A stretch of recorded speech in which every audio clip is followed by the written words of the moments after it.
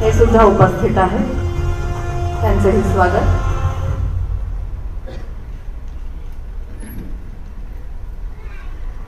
यानंतर आपल्या सगळ्यांना विनंती करते की राज्यगीतासाठी कृपया सगळ्यांनी उभं राहावं अशी विनंती माननीय श्री संदीप पाचंगे यांना करते.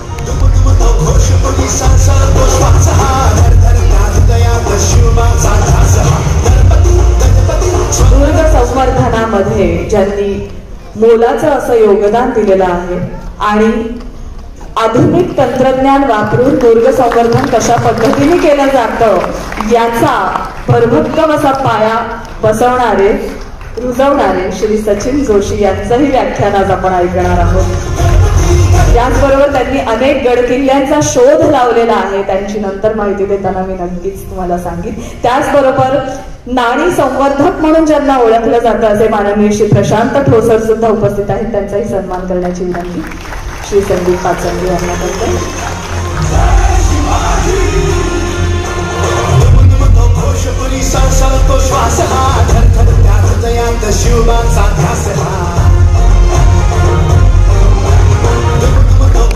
श्री निलेश वैदी यांना विनंती करते की पुढचा सन्मान आपण करावा. महाराष्ट्र नवनिर्माण सेनेचे माननीय नेते आणि प्रसिद्ध दिग्दर्शक निर्माते श्री अभिजित पानसे यांचा आपण सन्मान करावा ही विनंती. श्री निलेश वैदी यांनी हा सन्मान करण्यासाठी कृपया व्यासपीठावर.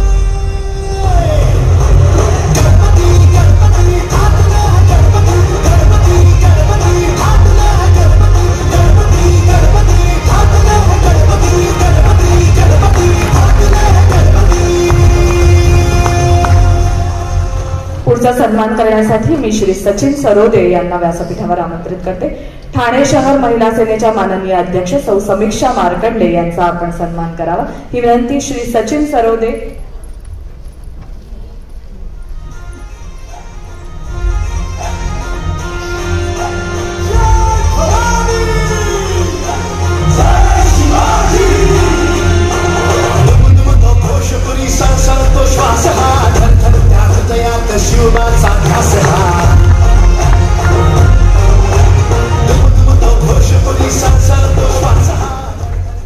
श्री संदीप पाचंगे यांनी पुढचा सत्कार करावा ही विनंती माननीय श्री अरुण ओमप्रकाश खुराणा हे सुद्धा उपस्थित आहेत, त्यांचाही आपण सन्मान करावा ही विनंती करतो.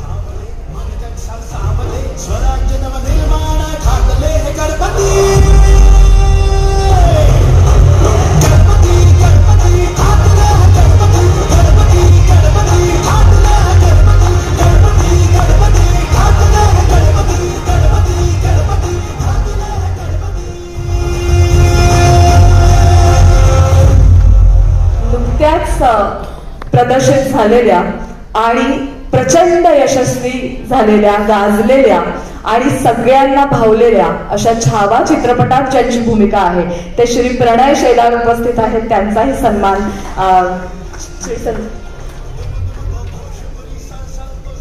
आणि तलवारबाजीचं प्रशिक्षण सुद्धा त्यांनी सगळ्यांना शिकवलेलं आहे, तर श्री प्रणय शेलार यांचा सत्कार करावा ही विनंती मी संदीप पाचंगे यांना करते.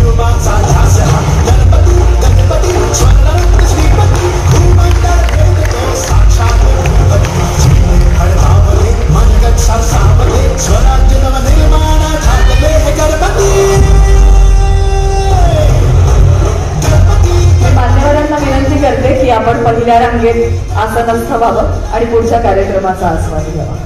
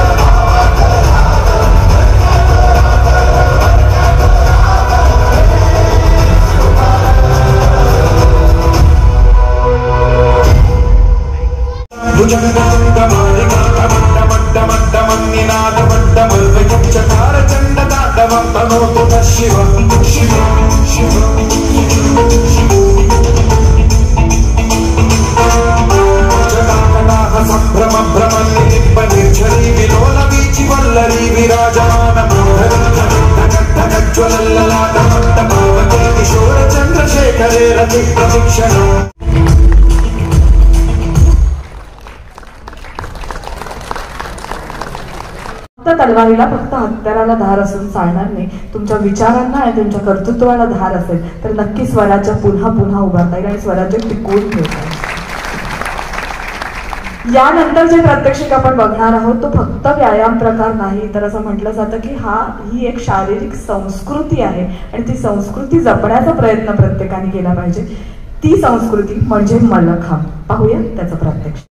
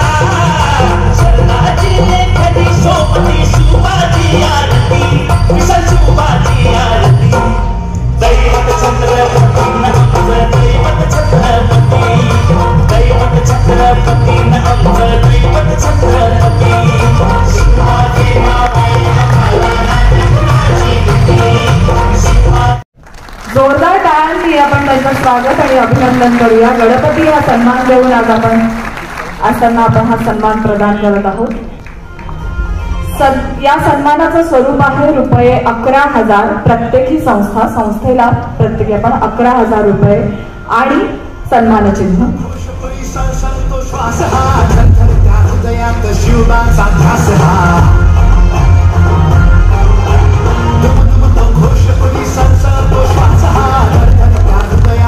राजा शिवछत्रपती परिवार महाराष्ट्र राज्य यांना आपण गणपती हा सन्मान प्रदान करत आहोत.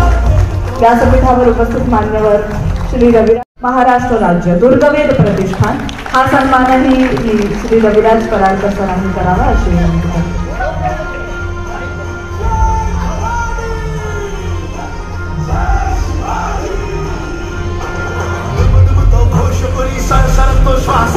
या सगळ्यांसाठी टाळ्या झाल्या पाहिजे.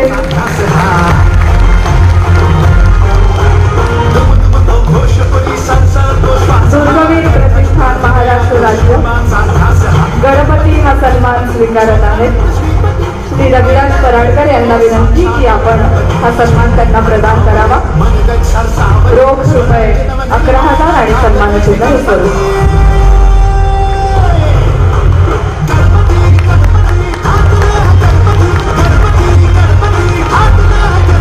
पुढचे जंजिरे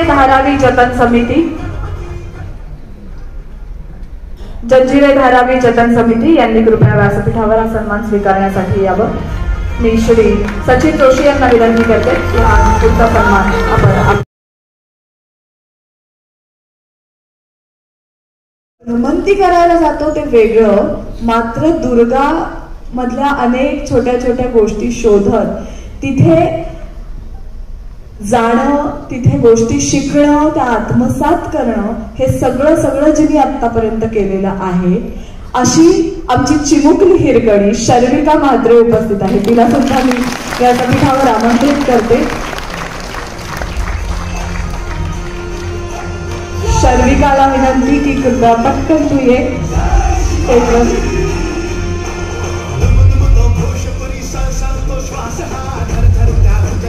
अशाच चपळपणे ती महाराष्ट्रातली सगळी दुर्ग भ्रमंती तिने केलेली आहे आणि सोशल मीडियावर इंस्टाग्रामवर तिचं स्वतःचं पेज आहे की जिकडे ती कशा पद्धतीने ही दुर्ग भ्रमंती करते त्याचं प्रात्यक्षिक दाखवत असते. नक्की तुम्ही जाऊन बघा. शर्विका म्हात्रे. सगळ्यात आधी माननीय श्री अविनाश जाधव यांच्या हस्ते आपण या हिरकणीचा सन्मान करत आहोत.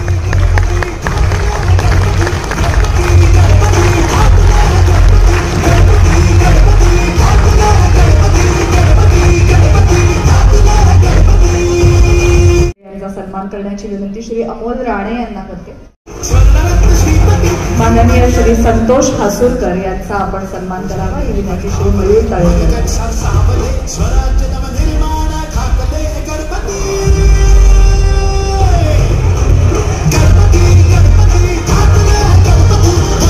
पुढे ज्या संस्थांचा सन्मान आता आपण करणार आहोत पुढच्या 10 संस्थांचा सन्मान. पुन्हा एकदा विनंती आहे त्या संस्थांमधनं जास्तीत जास्त 5 प्रतिनिधींनी वरती यायचा आहे हा सन्मान स्वीकारण्यासाठी.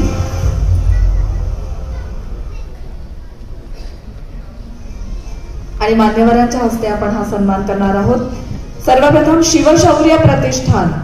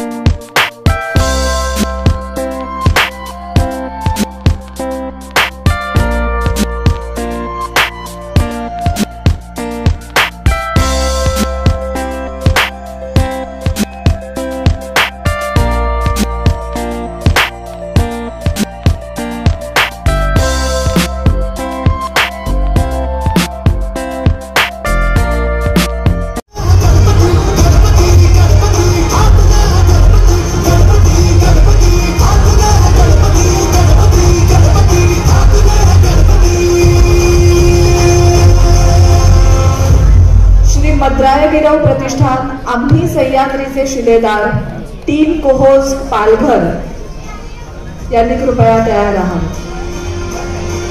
श्री मद्राय गिरव प्रतिष्ठान यांचा सन्मान पुन्हा एकदा श्री संतोष हसूरकर यांनी करावा अशी विनंती. आम्ही सह्याद्रीचे शिलेदार 3 कोहोज पालघर, दुर्गवेद युवा मराठा फाउंडेशन आणि शिवसागर प्रतिष्ठान या 4ही प्रतिष्ठानांनी व्यासपीठाजवळ तयार राहावं अशी विनंती.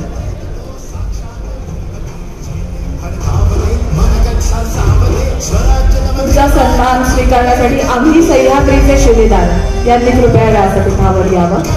मी श्री अमोल गीते यांना विनंती करते की हा पुस्तक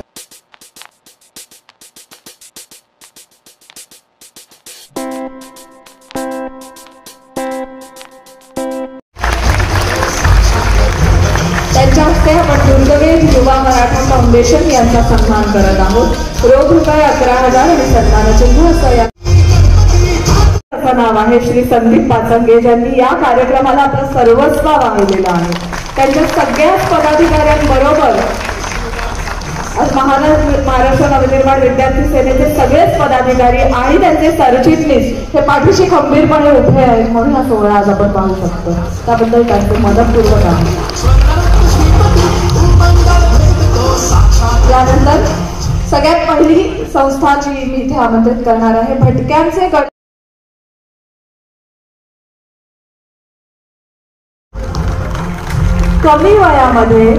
अत्यंत कमी वयामध्ये रायगड भूषण हा मानाचा पुरस्कार मिळवणारी ही जिल्ह्यातली पहिली कन्या आहे. आणि त्याबरोबर शर्विकाच्या नावावर आतापर्यंत कमीत कमी 100 पुरस्कार झालेले आहेत. तिच्या पालकांचा हा विश्वास आहे आणि तिच्या बरोबर जे असतात त्यांचा हा विश्वास आहे की लवकरच ती ऑलिम्पिक मध्ये सुद्धा पोहोचेल. आपली ही परंपरा पुढे. BBC न्यूज मी तिची नुकतीच मुलाखत घेतलेली आहे शर्विकाची आणि ती आता लवकरच प्रदर्शित होणार आहे. तेही वेगवेगळ्या देशांमध्ये ती प्रदर्शित होणार आहे. तेव्हा मला शर्विकाकडनं जाणून घ्यायचंय काय बरं बोलायचंय आज. शर्विका सांग ना आमच्याशी बोल ना. सर्वांना जय शिवराय. शर्विका अमृता जितेन म्हात्रे. आज आपण मला या ठिकाणी बोलवल्याबद्दल मी आपले मनापासून आभार मानते. एक शिवरायांचा जय घोष होऊन जाऊन दे. छत्रपती शिवाजी महाराज की जय. धर्मवीर श्री संभाजी महाराज की जय. जिजाऊ साहेबांचा जिजाऊ साहेबांचा नमो पार्वती पते. हर हर हर हर. या भूमंडळाचे ठाई धर्मरक्षी ऐसा नाही. महाराष्ट्र धर्म राहिला काही तुम्हा कारणी. राजे तुम्ही या भूमंडळावर तुमच्यासारखे धर्माचे रक्षण कोणीच केले नाही. म्हणूनच आजपर्यंत महाराष्ट्र धर्म टिकला आहे. मी अंबेराव मोहित्यांची मुलगी आणि छत्रपती शिवाजी महाराजांची सून आहे. त्या मुघलांना कळायला हवं मराठ्यांच्या मुलीला ज्या हाताने फुगडी घालता येते त्याच हाताने कर्दनी कापता येते. हे सुरके करू औरंगजेबात दाखवायची वेळ आली आहे. विषरूपी वृक्ष महाराष्ट्राच्या मातीत खोबवता आहे त्याला आपलीच माणसे खतपण घालत आहेत. त्याच्या मुळावर वाद घालणे गरजेचं आहे. म्हणजे त्या दरबार फांद्या आपोआप करून पडतील. जेव्हा औरंगजेबाची खबरके चक्कच्या मातीत खोदू तेव्हा छत्रपती संभाजी महाराजांचे ऋण आम्ही फेडू. आम्ही इथे असू अथवा कुठेही. स्वराज्य चाललेला हा तेवढ्याच जोशाने प्रत्येक बुरजावर लढला गेला पाहिजे. हे भवानी माते आम्हा शक्ती दे. हर हर हर हर. छत्रपती शिवाजी महाराज की जय. धर्मवीर श्री संभाजी महाराज की जय. जिजाऊ साहेबांचा तुमचं आमचं नाटक काय. धन्यवाद. वा, मी तिच्या पालकांना सुद्धा इथे बोलू.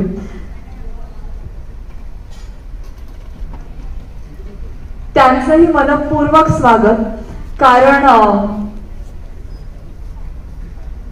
हे सगळे संस्कार करण्यासाठी पालकांची सुद्धा तशी जबाबदारी असावी लागते. आणि आज तिला अशा 125 गडांवर घेऊन जाणं आणि तिला आपली संस्कृती दाखवणं हे विशेष आहे. आज आपण बघतो की प्रत्येक पालक हे आपल्या मुलाला परदेशात नेण्यासाठी उत्सुक असतात, मात्र परदेशापेक्षा आपल्याकडचं वैभव आधी दाखवलं गेलं पाहिजे आणि ती सुरुवात तिची झालेली आहे. त्यामुळे आपला महाराष्ट्र सगळ्यात श्रीमंत आहे ही पहिली खूण तिला दिली गेलेली आहे. आणि अप्रतिम अप्रतिम आपल्या सगळ्यांचे अभिनंदन. धन्यवाद.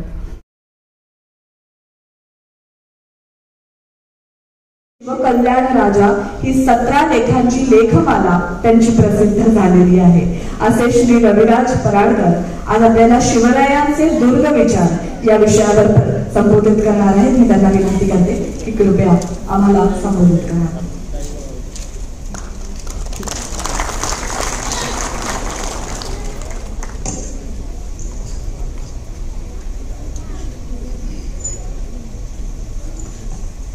गणपती या कार्यक्रमाचे प्रमुख संयोजक महाराष्ट्र नवनिर्माण विद्यार्थी सेना आदरणीय संदीपजी आणि त्यांचे सर्व पदाधिकारी, महाराष्ट्र नवनिर्माण सेनेचे अनेक मान्यवर नेते इथे उपस्थित आहेत. ठाण्यातल्या अनेक कार्यकर्त्यांची उपस्थिती आहे. आता संवर्धनाचे जो हा सोहळा आहे चालू आहे छत्रपती शिवाजी महाराजांच्या जयंतीच्या पुण्याने, ते सगळे आमचे गडकोट किल्ल्यांवरती राहणारे हात असंख्य आणि घाम गाळलेली रक्त आटवलेली अशी सगळीच्या सगळी माझी विजयधारकर मंडळी. रायगड शिवराजाविषयी जन्माला घालताना तो वाढवताना ज्याने खांद्याला खांदा लावला होता असा माझा मित्र प्रशांत ठोसर. संवर्धनाचं फार सुंदर आता इतकं चांगल्या रीतीने कसं काय केलं पाहिजे आणि काय नाही केलं पाहिजे हे खूप सोप्या भाषेत ज्यांनी सांगितलं ते संवर्धनाचे अध्वर्यू डॉक्टर सचिन. या सगळ्या लोकांच्या मध्ये आधी संवर्धनाचं आपण सोहळा चालू आहे आणि संवर्धनाचं कार्य कसं केलं पाहिजे हे सचिनजीने सांगितलं. तो आत्ताचा आधुनिक किंबहुना त्याला आम्ही इतिहासाच्या बाबतीत कॉन्टेम्पररी म्हणतो की आत्ता काय घडतं, काय घडलं पाहिजे त्याच्यावरचं भाष्य त्यांचं होतं. मी त्या संपूर्ण दुर्गांच्या मागची महाराजांच्या काळी महाराजांच्या मनातली कल्पना सांगतो. खरं तर हा मोठा विषय आहे, पण मला दिलेली कालमर्यादा ही खूप कमी आणि तेवढ्या वेळातच मी ते मांडणार आहे, कारण मला त्यातलं जे सार आहे मर्म आहे तेवढंच. छत्रपती शिवाजी महाराजांच्या एका पत्रातलं वाक्य येतं, आज हजरतीस 350 किल्ले आहेत. हजरतीस म्हणजे शिवाजी महाराजांकडे सगळे. आलमगीर इतरे म्हणजे शिवाजी महाराजांना औरंगजेब पातशाह दिल्लीतून मराठ्यांचं स्वराज्य संपवण्यासाठी उतरणारच आहे याची पूर्ण खात्री होती. त्याच्यासाठीची तजवीज करायची आहे. शिवाजी महाराज या किल्ल्यांबद्दल स्वतः मिळवलेल्या प्रत्येक किल्ल्यांबद्दल हिंदवी स्वराज्याच्या त्या सर्व अशा सार्वभौम स्वराज्याच्या केंद्रस्थानी की आज्ञापत्रात दुर्ग प्रकरणाच्या पहिल्याच वाक्याला रामचंद्रपंत अमात्य म्हणतात. रामचंद्रपंत अमात्य हे स्वराज्याचे 5 छत्रपती पाहिलेले व्यक्ती शिवाजी महाराजांपासून, आणि त्यांचं वाक्य आहे की राज्याचे सार ते दुर्ग.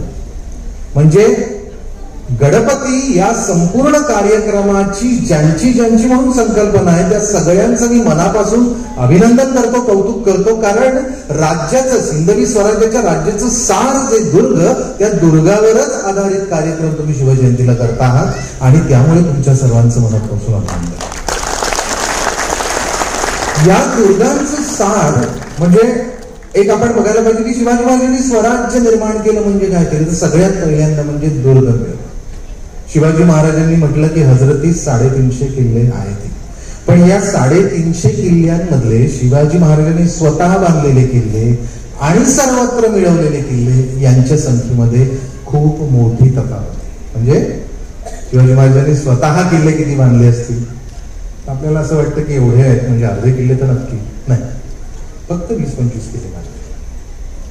पण मग उरलेले सगळे किल्ले जेवढे मिळवले तो प्रत्येक प्रदेश मिळवला. प्रदेश मिळवला की त्या प्रत्येक प्रदेशाच्या मधला एक किल्ला आणि त्याच्या भोवतालचा प्रदेश असा एक एक मुलूक मिळाला.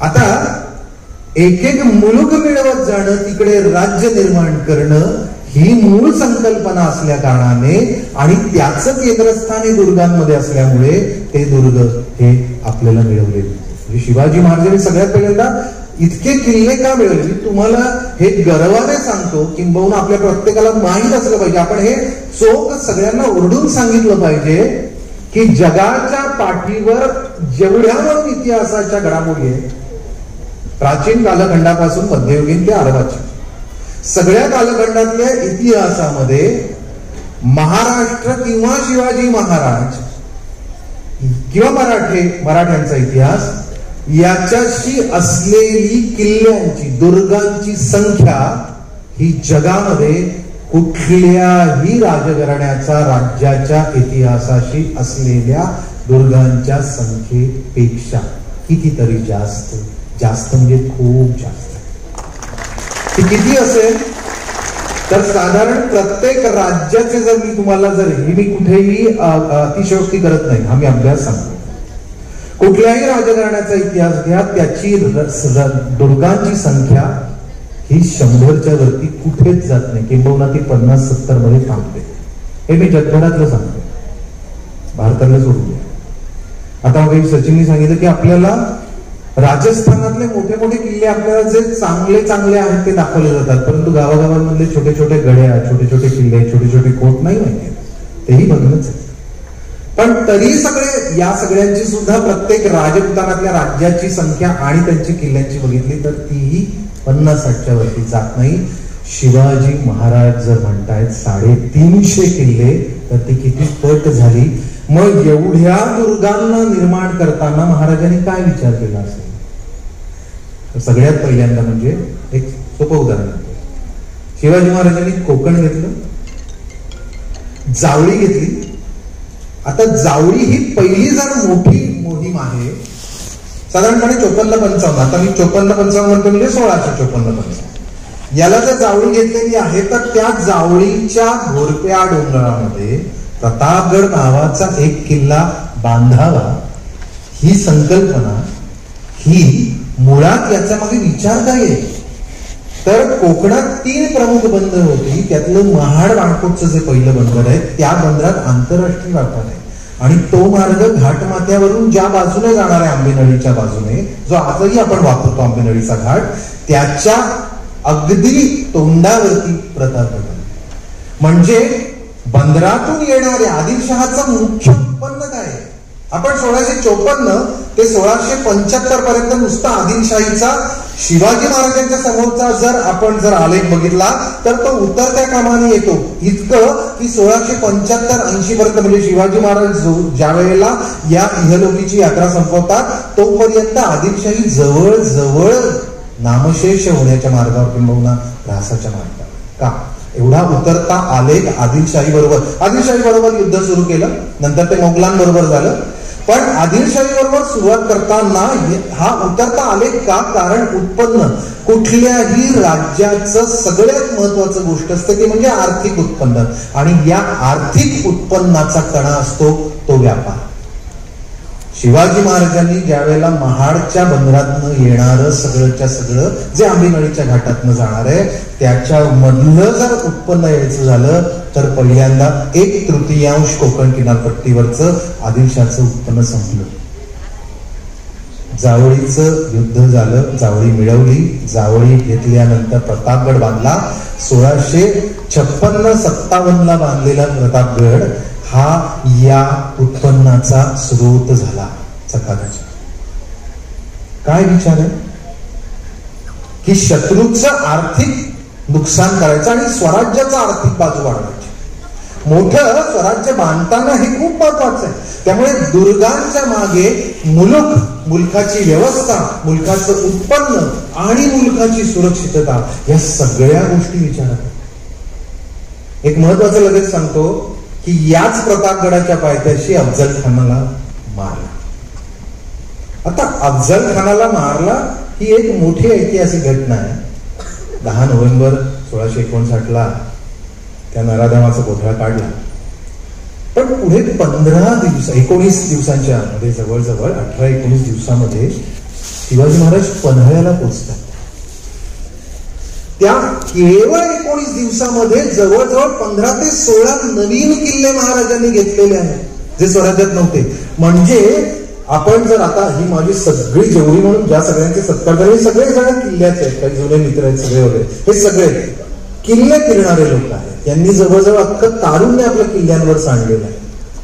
या सगळ्यांना विचारा, एक एक किल्ला चढायचा झाला नुसता आणि उतरायचा झाला तरी सुद्धा एक दिवस पुरा करत नाही. बऱ्याच काही काही ठिकाणी तर आता दुर्गम आहे, पण त्याही वेळेला ते दुर्गमच असणार आहे. फार तर काही त्यातल्या वाटा बिटण्या वगैरे सगळ्या असतील.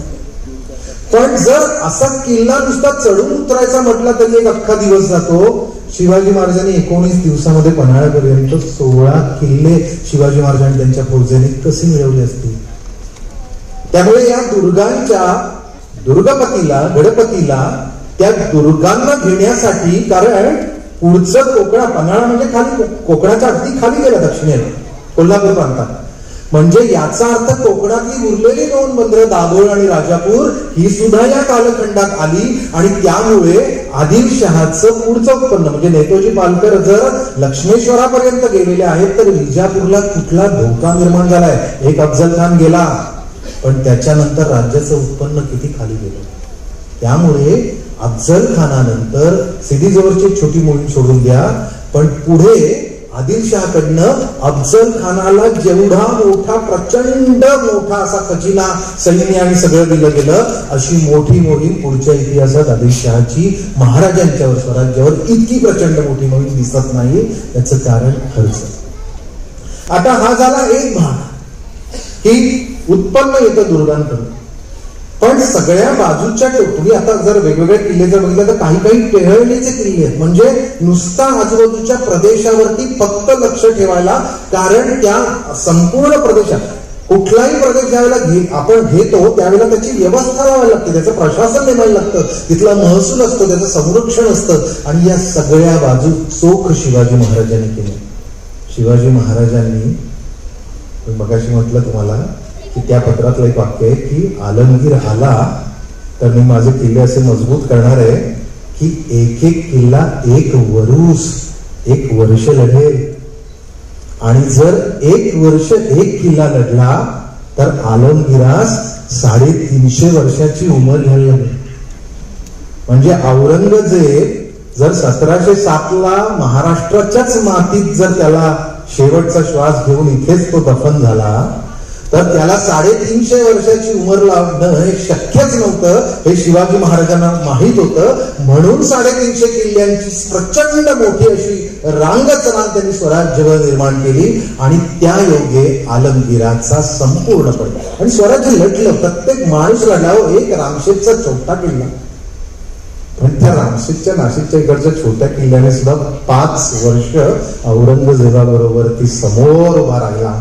एक शिवाजी महाराजांनी जे म्हटलं होतं ते शिवाजी महाराजांनंतर रामशेठच्या किल्ल्याने अगदी करून दाखवलं त्यावेळेच्या लोकांनी की 1 वर्ष सुद्धा औरंगजेबाला किल्ला घेता आला नाही. 5 वर्ष लागली.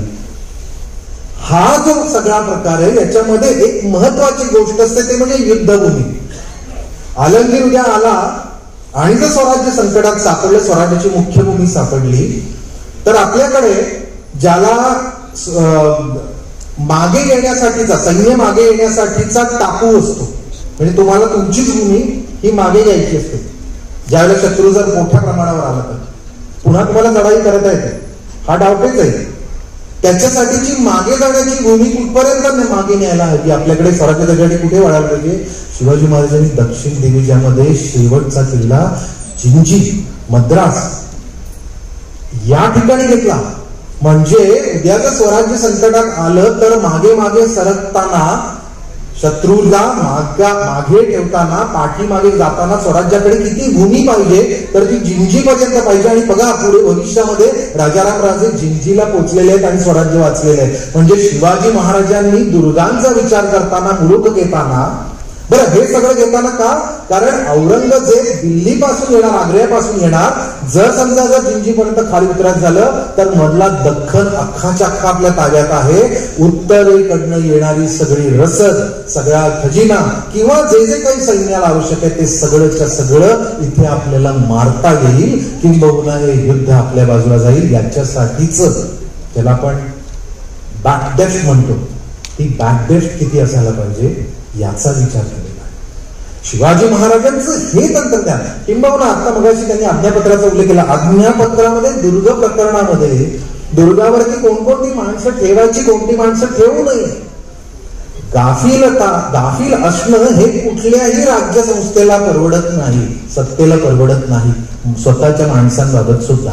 त्यामुळे स्वतःच्या घरात असलेली माणसं सुद्धा तलापून पारखूनच घ्यायला लागतात. आणि शिवाजी महाराजांची पारख माणसांची आणि त्यांच्या अधिकाऱ्यांची पारख ही इतकी चोख होती. बरं, शिवाजी महाराजांनी प्रादेशिक नेतृत्वाला सुद्धा वाव दिला. आणि हे राज्यकर्त्याला प्रचंड आत्ताच्या सुद्धा कळलं पाहिजे की प्रादेशिक नेत्यांना, प्रादेशिक माणसांना त्या त्या ठिकाणची माहिती असते, त्याला सुद्धा जपायला लागतं. एक उदाहरण म्हणतो की जिंजीपर्यंतचा मुलूक घेतला दख्खनेला. छत्रपती शिवाजी महाराजांनी नुकतेच स्वराज्यात आलेले, दख्खन मधनं, तंजावर मधनं आलेले रघुनाथ पंत हनुमंते यांना या दख्खनचा सुभाग केला. का? कारण माणूस दख्खनचा आहे, माणूस कर्नाटकातला आहे, त्याला सगळ्या तिकडच्या भाषा माहिती आहेत, सगळ्या दक्षिणेतल्या, आणि त्याला सगळेच्या सगळा प्रदेश माहिती, कारण तो व्यंकोजी राजांकडे होता. त्यामुळे या अनुभवाचा वापर करताना, किंबहुना खालच्या नायकांचा, दक्षिणेतल्या नायकांचा वापर करताना तिकडच्या किल्ल्यांवरती तिकडची माणसं ठेवली, कारण त्यांच्या अनुभवाचा वापर हा जास्त व्हायला हवा. आणि हे खूप मोठा असा विचार आहे. फार भरपूर काही बोलता येईल, छोट्या छोट्या गोष्टी सांगता येईल. शिवाजी महाराजांनी एक दुर्ग बांधला म्हणजे एका दुर्गाबरोबर व्यवस्थापन कुठलं केलं. सगळ्यात पहिल्यांदा म्हणजे प्रत्येक कामाला हात दिला. किती गरीब लोक होती. शिवाजी महाराजांनी ज्या लोकांचं राज्य निर्माण केलं त्या सगळ्यांच्या सगळीकडे दारिद्र्य, गरिबी होती. त्या रयतेच्या डोळ्यातल्या आसवाला न्याय द्यायचा होता. मोगलाई होती, 350 वर्षाचा अंधकार होता, गुलामगिरी होती, दारिद्र्य होतं. त्या दारिद्र्याला जर लोककल्याणामध्ये करायचं असेल तर त्याच्यासाठी रयतेच्या डोळ्यातल्या पाण्याची किंमत जाणायला हवी. आणि त्याच्यासाठी म्हणून व्यवस्था. मग प्रत्येक हाताला काम. आपल्याकडे बलुतेदार आहेत 18 गट. त्या प्रत्येक बलुतेदाराला एक किल्ला नुसता किल्ला होत नाही. एका किल्ल्यासाठी पाथरवट दगड फोडणारा माणूस लागतो, पाटाड्याला लागतो, दगडाचं काम लागणार लागतो, सुतार लागतो, लोहार लागतो, चांभार लागतो, कुंभार लागतो. सगळ्या प्रकारची माणसं लागतात. उत्कृष्ट असे वैज्ञानिक लागतात, रसायनिक झाडपालाचे तज्ञ लागतात. कारण वेगवेगळ्या वनस्पती असतात. कुठली वनस्पती विषारी, कुठली नाही, कुठली तिथे उपयोगी पडू शकते याचाही अभ्यास करणारे वैद्य लागतात. आणि हे सगळी माणसं लागतात.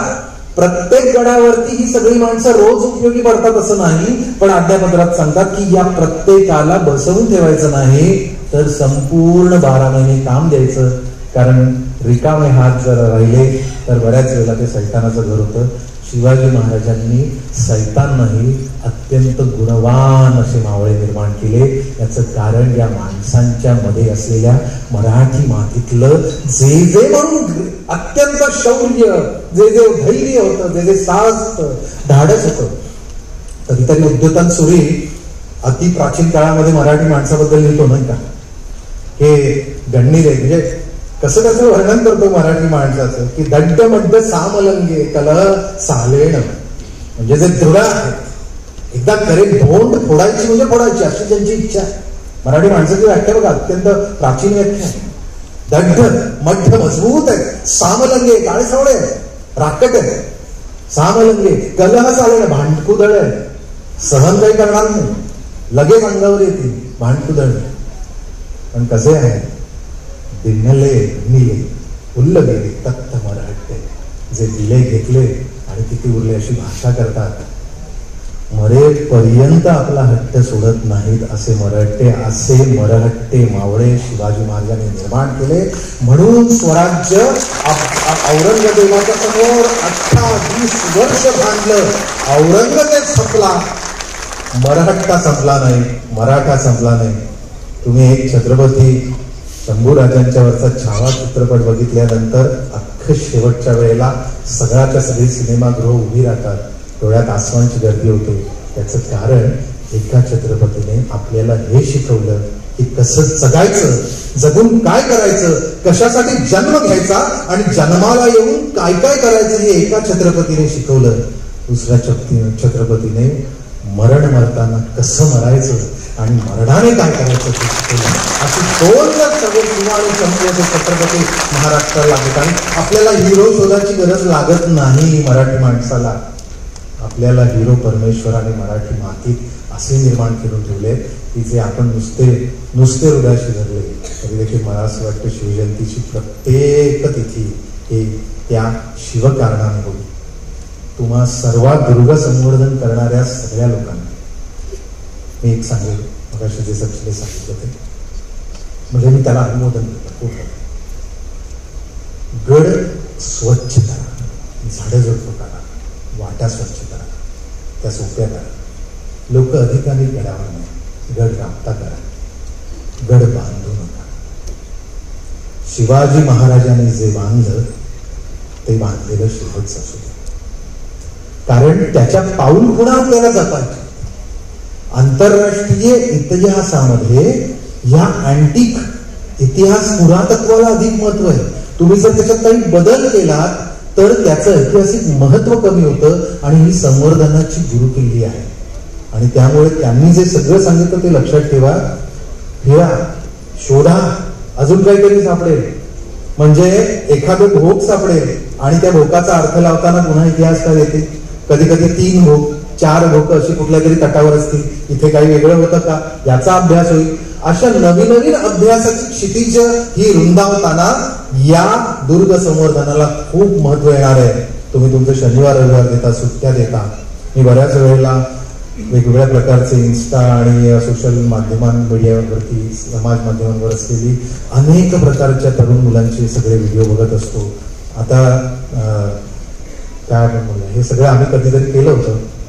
आता पाठीचा कणा हा जरा त्रास देत असल्या कारणाने ते वैद्यकीय लोकांनी सांगितलं नाही करायचं, म्हणून आता जाता येत नाही तुमच्या बरोबर. पण प्रत्येक किल्ल्यावर तुम्हाला सगळं साफ करताना गळा मिठी मारायला मला प्रचंड आवडलं असतं. याचं कारण हे जे तुम्ही करता आहात ते आणि तेच समाजाने केलं. शासन आपलं करेल, पण अनुशासन जे करतं ते सर्वात महत्वाचं असतं आणि अनुशासन हे लोकांच्या मनातून प्रकट होतं. छत्रपती शिवाजी महाराजांनी जे जे म्हणून केले त्या सगळ्याच्या पाऊलखुणा सांभाळा, तर खऱ्या अर्थाने गणपतीची आम्ही सगळी लेकरं आहोत असं आपण जोर जोराने म्हणू शकू. किंबहुना अख्ख्या जगाला सांगू शकतो की छत्रपती शिवाजी महाराज हे एकमेव असे राजे आहेत ज्यांनी दुर्ग हे कसे वापरावे, किंबहुना संरक्षण व्यवस्था आणि लोककल्याणासाठी काय करावं याचे मापदंड निर्माण केले. आणि त्या मापदंडालाच समोर ठेवून आपण शिवभक्ती आचरायला हवी. आपण सगळे गडदुर्ग फिरायला हवे, सांभाळायला हवे.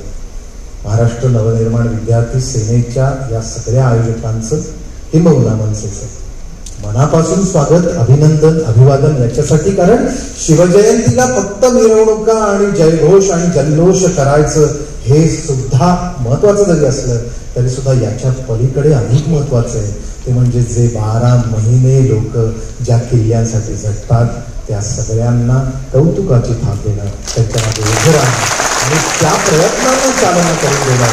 मला असं वाटतं की ही आणि हीच खरी महापुरुषाची पूजा आहे. थांबताना महाराजांना आज मी कविता लिहिली होती आणि ती कारण तुम्ही सगळ्यांनी ही पूजा मांडली आहे म्हणूनच फक्त हे बोलावंसं वाटतं. आजचे विचार आहेत ते मी फक्त तुमच्या समोर मांडतो आहे कारण तुम्ही सगळ्यांनीच महापुरुषाची महापूजा मांडली आहे. महापुरुषाची महापूजा बांधली आहे. हळद कुंकू हार फुलांची इथे उधळण नाही. धूप दीप नैवेद्याची गरज वाटली नाही.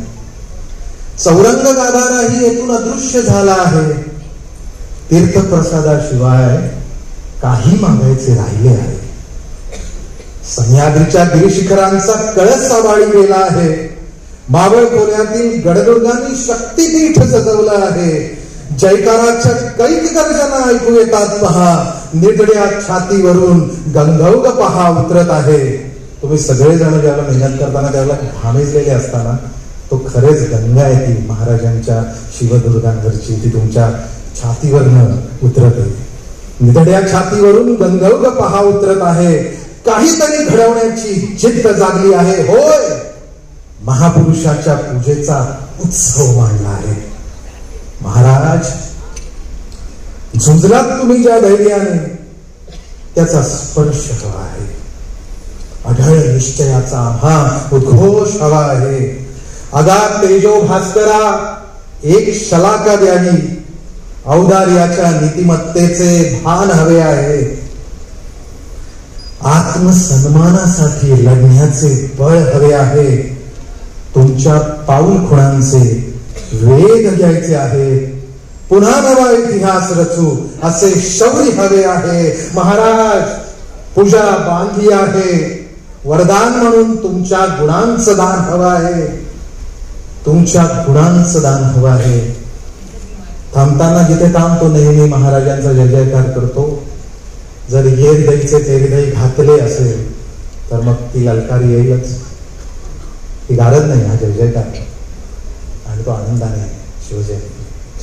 महाराज, प्रौढ प्रताप पुरंदर, क्षत्रिय कुलावतंस, सिंहासनाधीश्वर, महाराजाधिराज राजा शिवछत्रपती महाराज की राजा शिवछत्रपती महाराज की राजा शिवछत्रपती महाराज की भारत माता की भारत माता की वंदे वंदे मातरम. धन्यवाद. शिवजयंतीच्या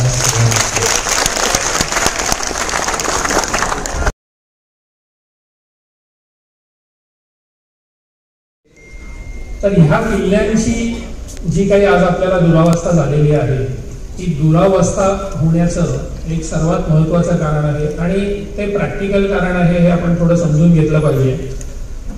मी स्वतः तर भावनिक पद्धतीने दुर्ग संवर्धन करू नका या मताचा मी आहे. गड किल्ले यांच्याबद्दल मी स्वतः भावनिक आहे त्याबद्दल आणि आपणही आहात याबद्दल शंका नाही. पण जेव्हा त्याचं काम करायची वेळ येते तेव्हा काम करताना भावनिक होऊन काम करून चालणार नाहीये आपल्याला. तिथे आपल्याला शास्त्रशुद्ध पद्धतीने अभ्यास करूनच या किल्ल्यांचं जतन संवर्धन करायला लागणार आहे. तर सर्वात महत्वाचं कारण म्हणजे ह्या किल्ल्यांची दुरावस्था होण्याचं महत्वाचं कारण हे की 1818 साली ज्यावेळी इंग्रजांनी मराठ्यांचा पराभव केला त्यावेळेला इंग्रजांनी जाणीवपूर्वक हे सगळे किल्ले तोडले. त्यांनी किल्ल्यावरती जाण्याच्या वाटा तोडल्या. आपण जर बघितलं असेल आज तर इकडे श्रीमलंग किल्ला आहे आपल्या इकडे, तिथे जाण्याची वाट किती अवघड आहे आपल्याला माहिती आहे. तसंच इतरही तांदुळवाडी आहे किल्ला किंवा इकडे अलंग मदन कुलंग हे सगळे किल्ले अवघड का आहेत? कारण तिथे जायच्या वाटा या तोफा लावून सुरुंगाचे बार लावून इंग्रजांनी त्या वाटा तोडल्या आणि त्यांनी जे काही किल्ले पाडले इंग्रजांनी त्या पाडलेल्या किल्ल्यांचं सुद्धा त्यांनी एक डॉक्युमेंटेशन करून ठेवलं. Government list of civil code नावाचे एक डॉक्युमेंट्स त्यांनी पब्लिश केली. त्याच्यामध्ये किल्ल्यांची यादी दिली त्यांनी की आम्ही कोणकोणते किल्ले पाडले आणि त्या किल्ल्यांवर काय काय होतं पाडले त्यावेळेला याची सुद्धा त्यांनी नोंद करून ठेवली. आता हे किल्ले पाडत असताना हे सगळ्या किल्ल्यावरच्या प्रत्येक वास्तू जाऊन त्यांनी पाडल्या अशातला भाग नाहीये. त्यांनी किल्ल्यावर जाण्याच्या वाटा तोडल्या, काही प्रसंगी किल्ल्यावरच्या वास्तूही त्यांनी तोडल्या. रायगड सारखा किल्ला जर आपण बघितला तर रायगड किल्ल्यावरती जवळजवळ 1800 तोफगोळे टाकले, 1800 रायगड किल्ला जिंकताना. त्यामुळे गडाचं आधीच किती नुकसान झालं असेल या सगळ्या मारामध्ये याचा आपण विचार करू शकतो. हे झालं 1818च्या युद्धाच्या वेळच्या काळाचं. पण त्याच्यानंतर गडाचं नुकसान जे झालं ते खूप जास्ती होतं. याचं कारण किल्ल्यावरती 1818 पर्यंत राबता होता, लोक ये जा होती किल्ल्यावरती. अगदी तुम्हाला राजगड किल्ल्याचंच उदाहरण द्यायचं झालं तर जवळजवळ राजगडवर तर 1960 सालापर्यंत माणसं होती. कारण 1960 पर्यंत हा किल्ला घोर संस्थांच्या ताब्यात होता. तिथे किल्लेदार होते, किल्ल्यावर माणसं होती, त्यामुळे तो मेंटेन केला जात होता. छत्रपती शिवाजी महाराजांची सदर ही त्या कालखंडापासून ते 1960 पर्यंत राजगड किल्ल्यावर चांगल्या स्थितीत होती, चांगल्या. आणि 60 साली जेव्हा संस्थानं विलीन झाली त्यावेळेला किल्ला जेव्हा भारत सरकारकडे आला त्याच्यानंतर 20-30 वर्षात महाराजांची सदर खालती आली. सगळं छतासहित सगळं खालती आलं, फक्त ओटा राहिला, बाकी काही नाही. तर याचं कारण काय की गडावरचा राबता, गडावरचा वावर कमी झाला, गडाचा मेंटेनन्स नाही झाला. जेव्हा माणसं होती गडावर त्यावेळी गडाचा मेंटेनन्स आपोआप होत होता. अगदी शिवाजी महाराजांच्या काळानंतर संभाजी महाराज, शाहू महाराज, नंतर पेशवे कालखंड आहे. या कालखंडात सुद्धा 1818 पर्यंत गडावर माणसं होती. त्याची आपल्याला कागदपत्रांना माहिती मिळते, त्याचे खर्च मिळतात, जमा खर्च. गड किल्ल्यांवर किती लोकांसाठी काय खर्च होत होता, गडावरची देवस्थानं जी होती त्याच्यासाठी काय खर्च होत होता, याची सगळी माहिती आपल्याला मिळते. पण 1818 नंतर परिस्थिती बदलली. इंग्रजांनी हे किल्ले जिंकल्यानंतर अनेक किल्ल्यांवरती लोकांची ये जा कमी झाली. याचं कारण की तोपर्यंत 1818 पर्यंत मराठ्यांचं राज्य होतं, तिकडनं रसद येत होती, लोकांचे पगार होत होते, या सगळ्या गोष्टी बंद झाल्या. त्यामुळे गडावरचे लोक, एकतर इंग्रजांनी किल्ला जिंकल्यामुळे गडावर कोणीच राहीन असं झालं. मग गडावरच्या ज्या काही वास्तू आहेत त्या वास्तूंमधलं लाकूड जे आहे ते पावसामुळे कुजलं, वरती मेंटेनन्स नसल्यामुळे कौलं खाली आली, भिंती एक्सपोज झाल्या पावसाला. आणि जवळजवळ हे आता 1818 पासून ते आत्ता तुम्ही सगळे या किल्ल्यांवरती संवर्धन करायला सुरुवात केली तोपर्यंत त्या किल्ल्यांवरची अवस्था अशी वाईट झाली की त्या भिंती खालती आल्या आणि फक्त जोती बांधकामाची राहिली.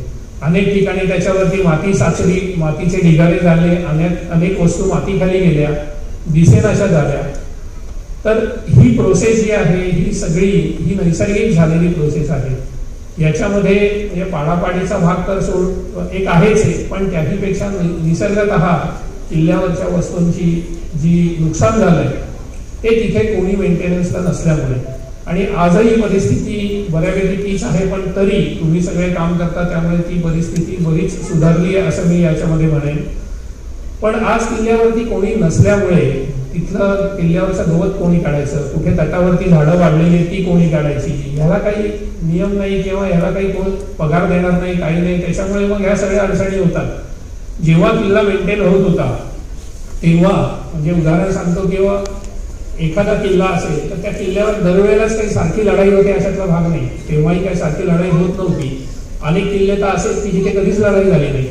मग अशा वेळेला त्या किल्ल्यावरचे लोक करायचे काय, तर किल्ल्यावरती आज्ञापत्रामध्ये असं लिहिलं आहे की किल्ल्यावरती हवालदार जो आहे त्या हवालदाराचं हे काम आहे की गड मेंटेन ठेवायचा. अगदी बारीक सारीक गोष्टी दिल्या आहेत की तटबंदीवरती वाढणारं गवत, तिथे वाढणारी झाडं ही छाटण्याचं काम हे हवालदाराचं आहे. त्यांनी माणसं लावून हे सगळं काम करून घ्यायचं, हे आज्ञापत्र या ग्रंथामध्ये लिहिलं आहे. तर तसं आज हे सगळं करणारं गडावरती कोण नाही. त्यावेळेला 12 महिने 24 तास गडावरती माणसं होती. आज गडावर तेवढा वेळ माणसं नाही आणि देऊ शकत नाही आपण. पण मग अशा वेळेला गड कोणीतरी मेंटेन केला पाहिजे. त्याच्यामुळे तुम्ही जे सगळे काम करताय त्या कामामध्ये, दुर्ग संवर्धनामध्ये बांधकाम करण्याच्या पेक्षाही सर्वात महत्वाचं काम तो गड मेंटेन करणं आहे. तो गड कोणीतरी मेंटेन केला पाहिजे. रेग्युलर जर तिथले झाडं काढणं असेल, गवत वाढू न देणं असेल, पाण्याची टाकी साफ करणं, हे जरी केलं तरी गड आज आहे त्या स्थितीत चांगला राहू शकतो. आपल्या दुर्ग संवर्धनाच्या संदर्भामध्ये बरेच गैरसमज आहेत आपले. मी पण खूप लोकांकडनं असं ऐकतो की परदेशातले किल्ले खूप छान आहेत, आपले किल्ले का वाईट आहेत वगैरे. तर ती दोन्ही परिस्थिती वेगळ्या आहेत. आपल्या इकडचे किल्ले ज्या भागात आहेत, खास करून पश्चिम महाराष्ट्रातले किल्ले की जिथे घाटमाथ्यावर 5000 मिलीमीटर पाऊस पडतो, अशा ठिकाणी डोंगरावर जाणंही अवघड असतं. अशा परिस्थितीत ते किल्ले मेंटेन होणं तसं अवघड आहे, जिथे तिथे थोडंसं शासनानेच इनिशिएटिव्ह घेतला पाहिजे. आपण सगळे तर आपल्या परीने प्रयत्न करतच आहोत त्यामध्ये. दुसरा भाग त्याच्यातला महत्वाचा असा आहे की परदेशातही सगळेच किल्ले चांगले असतात असं नाही. इथेही वाईट अवस्थेतले किल्ले आहेत. आपण जेव्हा जातो तेव्हा आपल्याला चांगलेच किल्ले दाखवले जातात. अगदी राजस्थानमध्ये जरी आपण गेलो तरी तिथेही आपण आमेरगड, मेहरानगड वगैरे चांगलेच किल्ले बघतो. तिथल्या खेडेगावातला जाऊन एखादा तुम्ही किल्ला बघा, त्यांची स्थिती तीच आहे, काही नाहीये. सगळेच किल्ले एका वेळी मेंटेन करणं हे प्रॅक्टिकली शक्य होणार नाहीये. महाराष्ट्रात जे काही अंदाजे 500-550 किल्ले आहेत, आपण 500 किल्ले मेंटेन करू शकणार नाहीये, कारण त्याला एवढी मॅनपॉवर लागणार आहे आणि ते सगळे एका वेळी करणं. आणि अनेक किल्ले असे आहेत की जिथे आता वास्तूच शिल्लक राहिलेल्या नाही, की म्हणजे तो किल्ला आहे हे प्रूव्ह करण्यासाठी सुद्धा आपल्याकडे तिथे वास्तू नाहीये. मग अशा वेळेला काही ठराविक महत्वाचे किल्ले की 100, 200 किंवा 250 किल्ले असतील की जिथे खऱ्याच अर्थाने भरपूर वास्तू शिल्लक आहे, अशावरती कॉन्सन्ट्रेट करून आपण ते सगळे किल्ले दुरुस्त करण्याचा प्रयत्न केला पाहिजे. आणि परदेशातले किल्ले चांगले आहेत याचं कारण महत्वाचं असं आहे की त्यांच्याकडे डॉक्युमेंटेशन ही एक पद्धत पहिल्यापासून होती आणि ते अगदी म्हणजे महाराजांच्या काळामध्ये ते आपल्यापेक्षा लोक प्रगत होते. याचं एक उदाहरण मी नेहमी व्याख्यानामध्ये सांगतो की आपल्याला सगळ्यांना न्यूटन माहिती आहे. न्यूटनने गुरुत्वाकर्षणाचा शोध लावला, तर तो तिकडे गुरुत्वाकर्षणाचा शोध लावत होता आणि शिवाजी महाराज मुघलांशी लढत होते. दोघांचा कालखंड एकच आहे. यावरनं विचार करा तुम्ही की ते युरोपातले लोक त्यावेळेला आपल्या इथे पुढे होते, त्यामुळे डॉक्युमेंटेशन वगैरे या गोष्टी होत्या त्यांच्याकडे. आपल्या इथली राजकीय परिस्थिती अशी होती की इथे तलवारीने लढून जगतोय का मरतोय इथपासून सुरुवात होती. त्यामुळे इथे संशोधन आणि या सगळ्या गोष्टींना तसं पूरक वातावरण त्यावेळेला नव्हतं. तर त्यावेळेला त्यांनी डॉक्युमेंटेशन करून ठेवलं. त्यांच्या ज्या काही वास्तू आहेत त्या वास्तूंची मोजमाप त्यांनी घेतलेली आहेत, त्या मोजमाप नोंद करून ठेवलेली आहेत. त्याच्यामुळे त्या वास्तूचं रिकन्स्ट्रक्शन करायची जर वेळ आली तर ते रिकन्स्ट्रक्शन करू शकतात. आपल्या इथल्या किल्ल्यांचं रिकन्स्ट्रक्शन जर करायचं झालं तर आपल्या इकडे किल्ल्यांवरच्या वास्तूची पेंटिंग सुद्धा नाहीये, किल्ल्यावरच्या वास्तूची ड्रॉइंग पण नाहीये. याला कारणं अनेक आहेत. आपण म्हणजे तुम्हाला माहितीच असेल सगळ्यांना की जुल्फिकार खानाने दफ्तरखाना जाळला रायगडचा. तर असे अनेक ठिकाणी वेगवेगळ्या ठिकाणी हे कागदपत्र जाळली गेली, त्यातले नकाशे गेले. कदाचित आपणही डॉक्युमेंटेशन करून ठेवलं असेल त्यावेळेला, पण आता ते आपल्याकडे उपलब्ध नाही. आणि ते उपलब्ध किंवा पेंटिंग सुद्धा ते उपलब्ध नसल्यामुळे आपल्याला आज किल्ले ज्या स्थितीत आहेत त्याच स्थितीत आपल्याला ते प्रिझर्व करायला लागणार आहेत. आणि कोणीही बाहेरचा माणूस जर आला तर तो बाहेरचा माणूस जेव्हा आपल्या किल्ल्यावर येतो तेव्हा तो अँटिक पाहायला येतो. तुम्ही सुद्धा म्युझियम मध्ये जाता किंवा एखाद्या ऐतिहासिक वास्तूला जाता तेव्हा तुम्ही अँटिक पाहायला जाता, तुम्ही सेट पाहायला जात नाही तिथे. म्हणजे उदाहरण तुम्हाला सांगतो की समजा आता रायगडला आपण अनेकांचं म्हणणं आहे, अनेक मी लोकांकडनं पॉलिटिशियनकडनं हे ऐकतो की रायगड पूर्वी होता तसा उभा राहायला पाहिजे. तर पूर्वी होता तसा म्हणजे कसा, पूर्वी कसा होता हे कोणालाच माहित नाहीये. म्हणजे रायगडवरती महाराजांची जी सदर आहे ती सदर छतासकट कशी होती हे कोणालाच माहित नाहीये. म्हणजे कल्पनेने आपण एक चित्र तयार करू शकतो, पण त्याचं प्रत्यक्ष डॉक्युमेंटेशन, त्याची मोजमाप वगैरे हे आपल्याकडे कुठेही नाही. मग अशा वेळेला काय होईल की कोणीतरी शासनाने समिती नेमली, एक गट केला आणि ते आपण असं एक तयार करू असं ठरवलं आणि त्या वास्तूवर आपण ते सेट बांधला तो सगळा. तर दुसरा कुठला तरी एक गट येईल तो म्हणाल नाही हे असं नव्हतंच, तुम्ही दाखवा याच्याकडे पुरावे आहेत का. मग एक जण कोर्टात जाणार, दुसरा कोर्टात जाणार, फायनली काय होणार, कोर्ट म्हणणार पुरावे आहेत का, हे असं होतं याचे नाही, विषय संपला. मग अशा वेळेला दुसरा म्हणजे हा एक टेक्निकल भाग सांगितला मी तुम्हाला. एक पर्यटक म्हणून एक विचार करा तुम्ही, जेव्हा माणूस रायगड किल्ल्यावर जातो, उद्या आपण असा सेट जर उभा केला महाराजांच्या सदरेवरती किंवा महाराजांच्या राहतं घर आहे त्या ठिकाणी, तो जर उभा केला तर काय होऊ शकेल तिथे. जेव्हा एखादा ज्याला काहीच माहिती नाहीये, छत्रपती शिवाजी महाराज माहित नाहीये, असा माणूस जेव्हा तिथे जाईल तेव्हा आपले गाईड त्याला सगळी माहिती सांगतील चांगली, तेव्हा त्याचा पहिला ऑब्व्हियस प्रश्न काय असेल किंवा हे कधीच आहे, किती जुनं आहे ते. आम्ही सांगू आता आम्ही 5 वर्षापूर्वी बांधलंय, तो म्हणेल ठीक आहे चला पुढे. पण तेच जुनं पडलेले जरी असेल, तिथे नुसता होता जरी असेल, तो आम्ही प्रिझर्व केला आणि हाच प्रश्न त्या माणसाने विचारला हे किती जुनं आहे, तर आपला गाईड 100% सांगेल हे 300 वर्ष जुनं आहे, छत्रपती शिवाजी महाराज कधीतरी या ओट्यावर बसलेले होते इथे खालती. तो माणूस 5 मिनिटं थांबून तिथे बघेल ते निश्चित. हे कारण लोक अँटिक बघायला येतात, लोक सेट बघायला येत नाही. त्याच्यामुळे आपल्याला कोणत्याही किल्ल्याचं रिकन्स्ट्रक्शन करत असताना ते रिकन्स्ट्रक्शन किती कसं करायचं याचे प्रत्येक किल्ल्याचे ठोकताळे वेगळे. सगळ्या किल्ल्याला एक आपल्याला नियम लावता येणार नाही. जसं मी तुम्हाला आता उदाहरण मगाशी सांगितलं राजगडचं सदरेचं, ती पडलेली सदर ही आता परत उभी केलेली आहे. याचं कारण 60 साली कोणीतरी एक हुशार माणूस होता की ज्या माणसाने 1960 साली त्या सदरेचा उभी असतानाचा एक फोटो काढून ठेवलेला होता आणि तो फोटो आपल्याकडे होता आणि त्या फोटोच्या आधाराने त्याचं सगळं रिकन्स्ट्रक्शन केलं गेलं. तर ह्याच्यासाठी डॉक्युमेंटेशन महत्वाचं आहे. त्यामुळे आज आपल्याकडे ज्या काही वास्तू आहेत किल्ल्यावरती त्या सगळ्या ज्या वास्तू आहेत याचं मूळ डॉक्युमेंटेशन कोणत्याही संवर्धनाचं काम करत असताना 2 गोष्टी तुम्ही तात्पुरत्या बाजूला ठेवा असं माझं म्हणणं आहे. पहिली गोष्ट म्हणजे काहीतरी मला तिथे जाऊन खोदायचं आहे आणि दुसरं काहीतरी जाऊन बांधायचं आहे. या 2 गोष्टी सोडून दुर्ग संवर्धन करता येतं. आणि ह्याच 2 गोष्टी जर आपण बाजूला ठेवल्या, होतं कसं की दुर्ग संवर्धन हा टेक्निकल विषय माहीत नसतो. भावनिक घेऊन लोक दुर्ग संवर्धन करतात, काहीतरी खोदायला जातात. ते त्यांच्या म्हणजे तुम्ही तुमच्या विचाराने त्या गोष्टी करायला जातात. पण असं करताना नकळत का होईना किल्ल्याचं किंवा त्या वास्तूचं नुकसान होत असतं आणि ते नुकसान होताना लक्षात येत नाही आपल्याला की हे नुकसान होतंय वास्तूचं. पण हे सगळं झाल्यानंतर सांगण्यात काही पॉईंट नसतो. त्याच्यामुळे कोणतंही दुर्ग संवर्धन करत असताना मी त्याच्यासाठी एक दुर्ग संवर्धनाचं सोप्या भाषेतलं पुस्तक लिहिलंय. हा जो टेक्निकल विषय आहे हा समजावा म्हणून सोप्या भाषेत अगदी दुर्ग संवर्धन हे पुस्तक लिहिलंय की काय करता येईल आपल्याला. अनेक गोष्टी काय काय आहेत म्हणजे खोदणं आणि बांधणं हे सोडून. तर या डॉक्युमेंटेशन भाग महत्वाचा आहे. किल्ला मेंटेन करणं हा भाग एक महत्वाचा आहे. त्यात संवर्धनामध्ये सुद्धा अजून 2 भाग आहेत की एक केंद्र शासनाकडे काही किल्ले असतात, काही राज्य शासनाकडे किल्ले असतात आणि त्या ठिकाणी जर तुम्ही काम करत असाल किंवा इतरही कोणत्या किल्ल्यावर काम करत असाल तर काही परवानग्या तिथे घ्यायला लागतात आणि त्या परवानग्या घेणं खूप गरजेचं असतं. म्हणजे मला माहिती आहे कारण मी सगळ्यात बरोबर असतोच या, तर हे सगळे लोक जे काम करतात हे सगळे व्यवसाय नोकरी वगैरे सगळं करून काम करणारी लोक आहेत. कोणी पूर्णपणे 100% सगळं घरातलं सोडून तिथे काम करत नाही. त्याच्यामुळे आपल्याला हे काम जर पुढे न्यायचं असेल तर आपल्याला कायदेशीर गोष्टींमध्ये अडकायचं नाहीये. तर ते न अडकता आपल्याला दुर्ग संवर्धन करायचं आहे. त्याच्यासाठी कशा परवानग्या घ्यायच्या, पुरातत्व विभागाकडनं आपल्याला परवानग्या घेता येतात. आपण अप्रोच केलं तर परवानगी मिळू शकते. नाही मिळालं तर काय करता येईल आणि आपल्याला कोणाकडे जाता येईल हे मला वेगळं सांगायला नको. या सगळ्याच्या मध्ये संदीपजी आहेत, आपण संदीपजींकडे गेलो तर आपल्याला पुरातत्व विभागाकडनं कशा परवानग्या घ्यायच्या नियमानुसार सगळ्या त्यांनी आपल्याला सांगितलंच आहे. बऱ्याचशा संस्थांबरोबर मी हे करतोच काम. तर हे सगळी प्रोसेस चालू असताना याच्यामध्ये अडचणी काय येतात ते मी तुम्हाला सांगतो. तुम्ही अनुभवल्या असतील सगळ्यांनी त्या अडचणी. एक म्हणजे काही केंद्रीय पुरातत्व विभागाकडे जे किल्ले असतात त्याच्यावर आपल्याला काम करता येत नाही. याचं कारण त्यांचे जे नियम आहेत ते संवर्धन करणाऱ्या संस्थांना तशी परवानगी देत नाहीत. हे आजपर्यंतचा माझा अनुभव होता.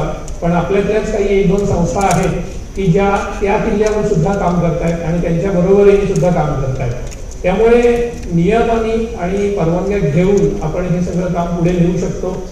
त्यांचे सल्ले घेऊन आपण कुठल्याही टेक्निकल गोष्टीत अडकू नये असा माझा सल्ला आहे सगळ्यांना.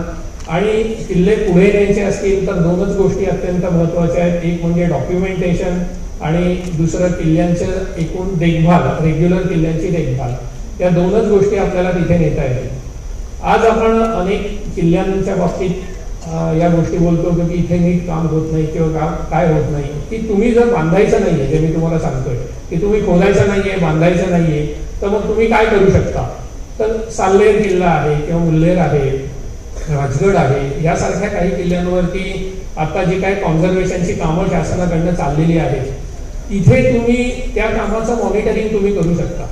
ती कामं सगळी बरोबर चाललेली आहेत का नाही, तिथे कॉन्ट्रॅक्टर चुना वापरतोय का नाही, का चुना लावतोय, याच्यातल्या या सगळ्या गोष्टी तुम्ही तिथे उभं राहून बघू शकता तिथे चाललेल्या ज्या गोष्टी आहेत त्या खरंच गरजेच्या आहेत का, या सगळ्या याच्यातला महत्वाचा भाग असतो. याचं कारण असं आहे की प्रत्येक वेळेला बरेचदा दुर्ग संवर्धन करताना सुशोभीकरण या गोष्टीवरच जास्ती भर दिला जातो. याचं कारण कुठलेही मंत्री किंवा कोणी किल्ल्यावर येणार असेल तर पहिले त्या किल्ल्याचं सुशोभीकरण करतात. उदाहरण सांगायचं राजगडचं, तर राजगडवरती छत्रपती शिवाजी महाराजांचा राहत असलेला वाडा याचं कॉन्झर्वेशन करण्याच्या आधी इथे पायऱ्या बांधल्या गेल्या, तटबंदीच्या भिंतीच्या बाजूला पायवाट बांधली गेली, म्हणजे दगडांची पायवाट नवीन मॉडर्न पद्धतीची ही. तर पहिले तिथे काय करणं गरजेचं आहे, कारण कुठल्याही संवर्धन प्रक्रियेमध्ये सुशोभीकरण हा सर्वात शेवटचा भाग आहे, सर्वात शेवटचा. म्हणजे तिथे लॉन लावणं, पायऱ्या करणं, किल्ल्याच्या दगडी दरवाज्यांना लाकडी दरवाजे लावणं, हा सगळा जो आहे हा शेवटचा भाग आहे, हा आधी करायचा भाग नाहीये. त्याच्यामुळे ह्याच पद्धतीने संवर्धन होतंय का नाही हे आपण मॉनिटरिंग करू शकतो. हे मॉनिटरिंग करून जर ते तसं होत नसेल तर आपण पुरातत्व विभागावरती दबाव आणू शकतो की हे नियमानुसार झालं पाहिजे. अनेक ठिकाणी किल्ल्यांवरती काम चालू असताना असं लक्षात येतं की ते चुकीच्या पद्धतीने काम चालू आहे. बरेचदा काम करणाऱ्या लोकांनाही माहीत नसतं की आपल्याला काय करायचंय. याचं एक दोन उदाहरणं म्हणजे साल्हेर किल्ल्यावर एके ठिकाणी पांजी नावाचा एक प्रकार असतो किल्ल्याच्या बांधकामामध्ये, ती पांजी बांधलीच नव्हती. तेव्हा मी फोन करून विचारलं त्यांना, जेव्हा तुम्ही पांजी का नाही बांधली, तर ते म्हणाले पांजी म्हणजे काय, इथनं सुरुवात असते. तर ह्या सगळ्या ज्या गोष्टी आहेत ह्याच्यावरती आपण लक्ष ठेवू शकतो. आपण आपलं काम तर करूच किल्ला मेंटेन करण्याचं, पण त्याच्यावर ही गरजेचं आहे. कारण काही म्हणजे शेकड्यांनी काही कोटी रुपये हे या कॉन्झर्वेशनच्या कामामध्ये खर्च केले जात आहेत. व ते जर खर्च केले जात आहेत तर ते चांगल्या ठिकाणी आणि योग्य प्रकारे खर्च केले जावेत. कारण ते शेवटी परत म्हटलं ना, तुमच्या आमच्या टॅक्समधनं ते पैसे जात आहेत, त्याच्यामुळे ते चांगले मार्गी लागले जावेत पैसे आणि योग्य प्रकारे संवर्धन व्हावं याच्यासाठी म्हणून तुम्ही सगळे प्रयत्न करू शकता. बाकी तुमच्या किल्ल्यांवरती काम जेव्हा करता तेव्हा तिकडचे जे काही प्रॉब्लेम्स असतात ते मला माहिती आहेत. प्रत्येक ठिकाणचे प्रॉब्लेम वेगवेगळे असतात. ते तुम्ही मला भेटा, मी ते सॉल्व्ह करण्याचा माझ्या परीने प्रयत्न करेन निश्चित. आणि या सगळ्याबरोबर मला विशेषतः दुर्ग संवर्धन करणाऱ्या संस्थांच्या व्यतिरिक्त इथे लोक आहेत त्यांना हे सांगायचं आहे की या संस्थांची लोक जे काम करतात हे खूप सातत्यपूर्ण यांच्या सगळ्यांचं काम वेगवेगळ्या किल्ल्यांवरती चालू आहे. आणि मला आश्चर्य वाटतं की म्हणजे कोणतंही सरकारी अनुदान न घेता स्वतःच्या खिशातनं पैसे घालून या सगळ्या संस्था तिथे काम करतात. घरनं डबा घेऊन जातात, तिथे जेवायला रविवारी सुट्टी असते, घरात बसू शकतात सगळेजण घरी, पण घरात न बसता उन्हात जाऊन तिथे काम करतात हे सगळे लोक. त्याच्यामुळे मला असं वाटतंय की आजच्या या कार्यक्रमाच्या निमित्ताने या सगळ्यांसाठी पुन्हा एकदा आपण टाळ्या वाजवायला.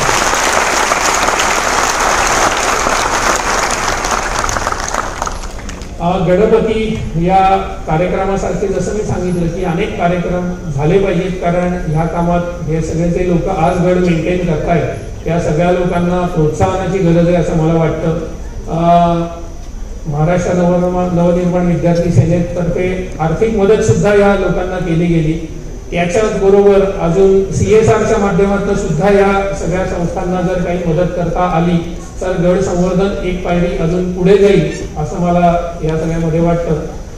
पुन्हा एकदा मला आज इथे बोलवल्याबद्दल मी सगळ्यांचा आभारी आहे आणि आपल्या सगळ्यांचा आभारी आहे की आपल्या माझं हे व्याख्यान शांतपणे ऐकून घेतलं. धन्यवाद.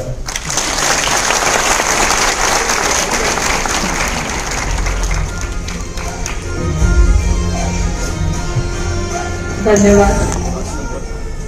आपण जी मोलाची माहिती दिली आणि अनेक असे चांगले सल्ले सुद्धा होते की दुर्ग भ्रमंती करताना आणि गड संवर्धन करताना आपण काय गोष्टी लक्षात घेतल्या पाहिजेत, काळजी घेतली पाहिजे, त्याबद्दल आपण मोलाचं असं मार्गदर्शन केलं, त्याबद्दल आपले आभार.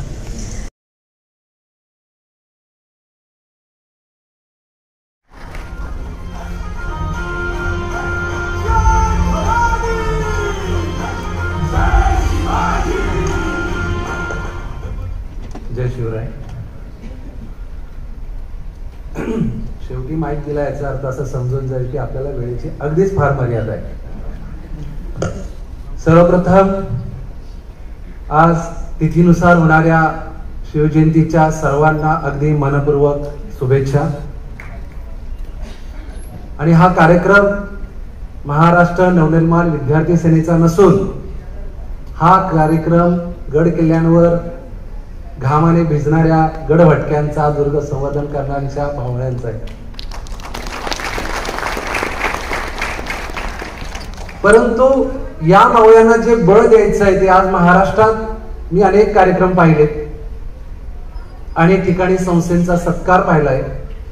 परंतु अशा सर्व संस्थेचा सत्कार करण्याचा धाडस निदान या मुंबई आणि ठाणे गजबजलेल्या शहरांमध्ये फक्त संदीप पाचंगे यांनी केलेलं आहे. ज्यावेळेस त्यांनी पहिली बैठक म्हणून मला बोलवलं आणि त्यांनी विचारलं किती संस्था आहेत, मी म्हटलं आता मोजता येणार नाही. प्रत्येक किल्ल्यावर 1 ते 2 संस्था किंवा 5 संस्था काम करतात प्रत्येक किल्ल्यावर. त्यांनी असं सांगितलं आपण यावर्षी मुंबई आणि परिसरातल्या संस्थांचा सन्मान करूया, कारण दरवर्षी काहीतरी आम्हाला काम असलं पाहिजे, काहीतरी सेवा करायची संधी मिळाली पाहिजे. आणि त्यांना विचारलं नेमकं तुम्ही सत्कार म्हणजे काय करणार आहात, काय तो माणूस. 11,000 रोख हे एका संस्थेला, म्हणजे आजच्या दिवशी 3.5 ते 4 लाख फक्त त्या संस्थेच्या लोकांना पैसे दिलेत त्यांनी.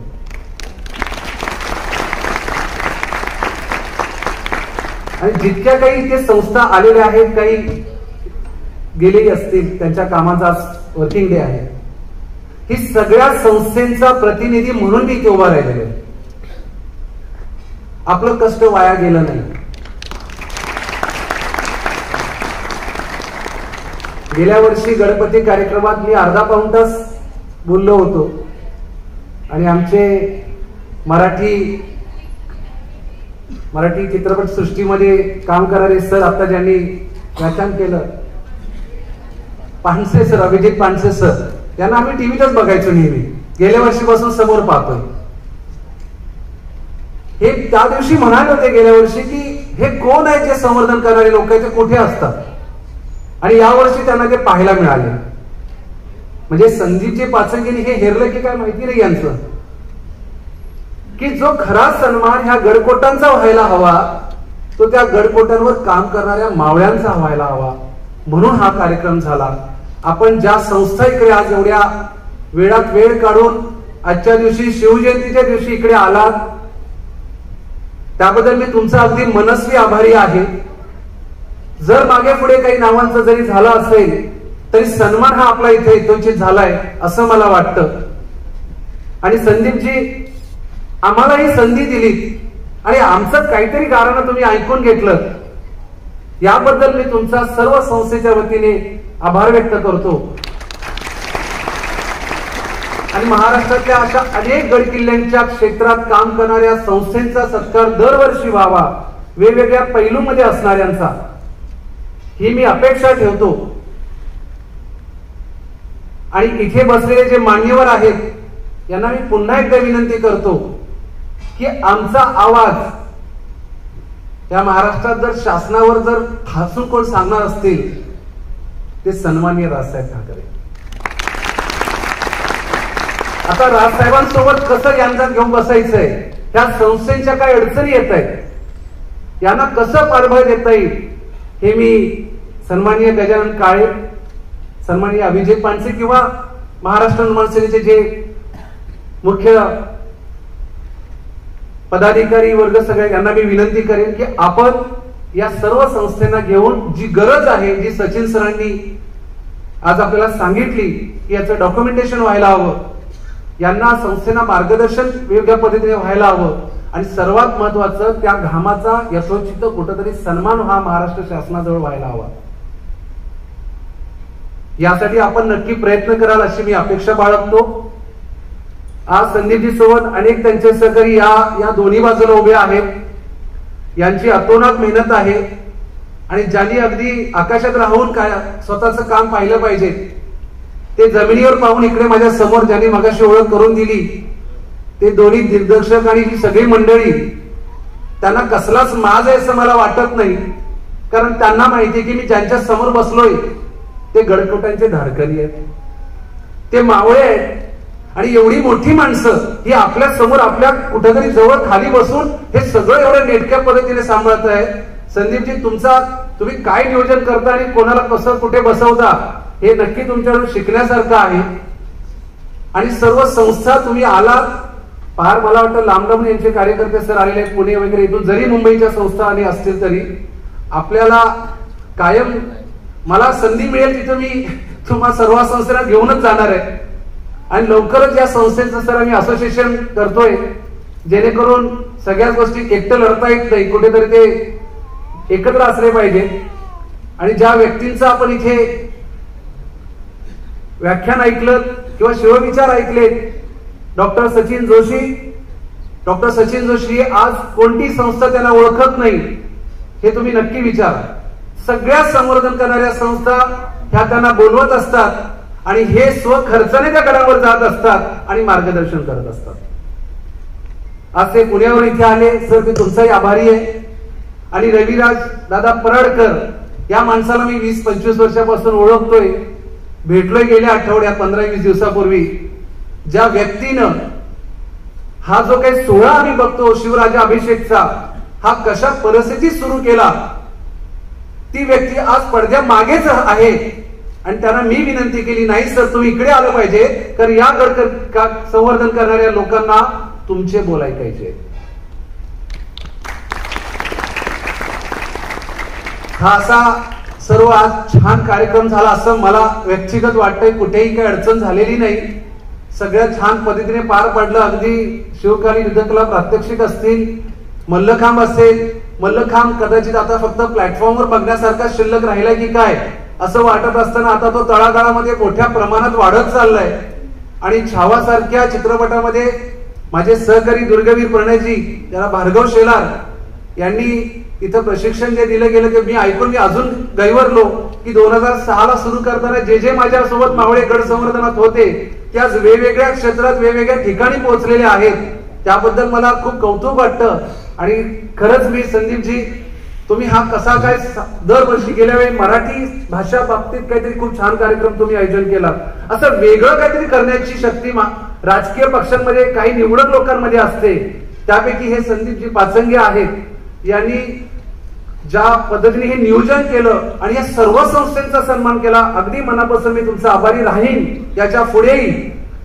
आणि हा कार्यक्रम उत्तमरित्या ज्यांनी निवेदन केलं त्या गेल्या वर्षी मॅडम होत्या, आजही आहेत.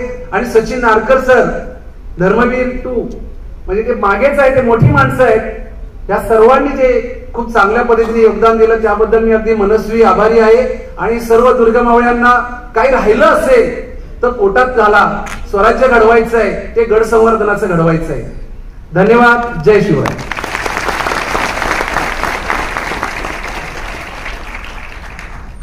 धन्यवाद.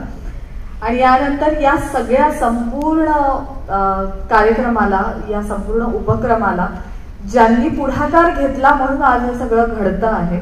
आणि ज्यांनी फक्त माणसं गोळा केली नाही, तर माणसांची श्रीमंती गोळा केलेली आहे. त्यामुळे इथे येऊन बोलणारी प्रत्येक व्यक्ती आज त्यांचं कौतुक अभिमानाने करते. असे श्री संदीप पाचंगे यांना विनंती करते की आपणही मनोगत व्यक्त करावं.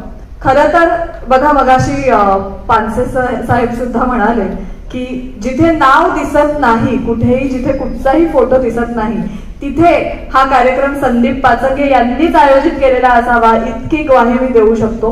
अगदी खरंय, सुरुवातीला कार्यक्रमाच्या सुरुवातीला ते प्रास्ताविक करणार होते, मात्र ऐन वेळेला म्हणाले की नाही, कार्यक्रम आधी घडू द्या मग मी बोलीन. म्हणजे इथेही स्वतः श्रेय न घेता आधी